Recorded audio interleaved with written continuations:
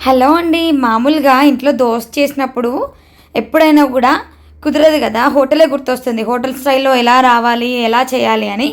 కానీ ఇక్కడ నేను చూపించబోయే టిప్స్‌తో సేమ్ హోటల్‌లో ఎలా టేస్ట్ వస్తుందో అలాంటి టేస్ట్‌తోనే ఇంట్లో చేసుకోవచ్చు.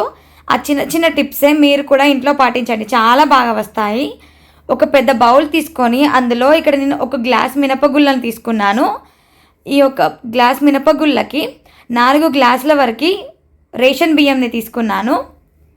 ఇలా 4 గ్లాసుల రేషన్ బియ్యం తీసుకున్నాక 1:4 రేషియో అన్నమాట. ఒక గ్లాస్ మినప్పప్పుకి 4 గ్లాసుల రేషన్ బియ్యం అన్నట్టు. దీనికి ఒక స్పూన్ వరకు మెంతులు, ఒక పావు గ్లాస్ వరకు శనగపప్పును వేసుకున్నాక ఏ గ్లాస్తో మినపగుళ్ళు తీసుకున్నామో అదే గ్లాస్తో అటుకులను తీసుకొని అన్నిటినీ కూడా ఇలా మిక్స్ చేసుకొని బాగా వాష్ చేసుకోవాలి. తర్వాత ఇందులో వాటర్ని వేసుకొని ఒక 4 అవర్స్ వరకు నాననివ్వాలి. ఇక్కడ నేను హాట్ వాటర్ వేస్తున్నాను ఫాస్ట్గా నానిపోతాయని. ఈ విధంగా నానిన తర్వాత మిక్సీ పట్టుకోవాలి లైట్గా వాటర్ వేసుకొని. ఆ తర్వాత ఈ విధంగా ఒక బౌల్లోకి తీసుకున్నాక మూత పెట్టి ఓవర్ నైట్ సోక్ చేసుకోవాలి. నైట్ అంతా పిండి నానిపోతుంది. ఈ విధంగా చూసారు కదా, ఈ బబుల్స్ అనేవి పిండి ఫర్మెంట్ అయ్యింది. ఈ విధంగా కలిపేసుకోవడమే. పిండి బాగా ఫర్మెంట్ అయింది. ఇందులో కొద్దిగా సాల్ట్ని వేసుకొని అంతా కూడా బాగా కలిపేసుకోవాలి. మీకు కావాలంటే కొద్దిగా మైదా యాడ్ చేసుకోవచ్చు, ఒక 2 స్పూన్స్ వరకు. అవసరం లేదంటే లేదు. ఇలా అంతా కలిపేసుకున్నాక చెక్ చేసుకోవాలి కన్సిస్టెన్సీ, ఏమైనా వాటర్ పడతాయా లేదా అని. ఈ కన్సిస్టెన్సీ నాకు సరిపోయింది.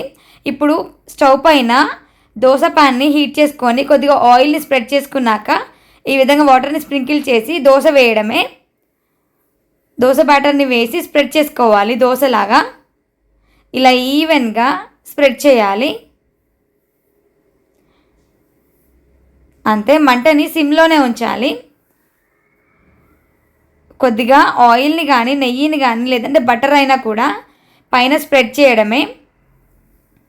ఇలా అంతా వేసుకున్నాక మూత పెట్టి ఒక 2 మినిట్స్ వరకు ఫ్రై అవ్వనివ్వాలి. లేదు అంటే ఇలానే ఫ్రై అవ్వనివ్వచ్చు, మూత పెట్టకున్నా పర్లేదు. ఇలా బబుల్స్ అనేవి రావడం వస్తూ ఉంటాయి.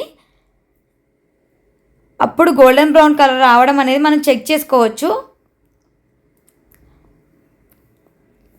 ఇలా దోశ 1 సైడ్ ఫ్రై అయిన తర్వాత ఫ్లిప్ చేసుకోవడమే. ఇప్పటి వరకు నా ఛానల్ని సబ్స్క్రైబ్ చేయకపోతే సబ్స్క్రైబ్ చేయండి. అలానే ఫేస్బుక్లో ఫాలో అవ్వండి. వీడియో నచ్చితే లైక్ చేసి షేర్ చేయండి. ఇలాంటి మంచి మంచి రెసిపీస్ కావాలంటే కింద కమెంట్ చేయండి, షేర్ చేస్తాను. ఇలా గరిటెతో ఒకసారి చెక్ చేసుకోవాలి. చూసారు కదా, గోల్డెన్ బ్రౌన్ కలర్లో చాలా బాగా ఫ్రై అయిపోయింది దోశ. అంతే, తీసి ప్లేట్లోకి సర్వ్ చేసుకోవడమే. Thank you for watching.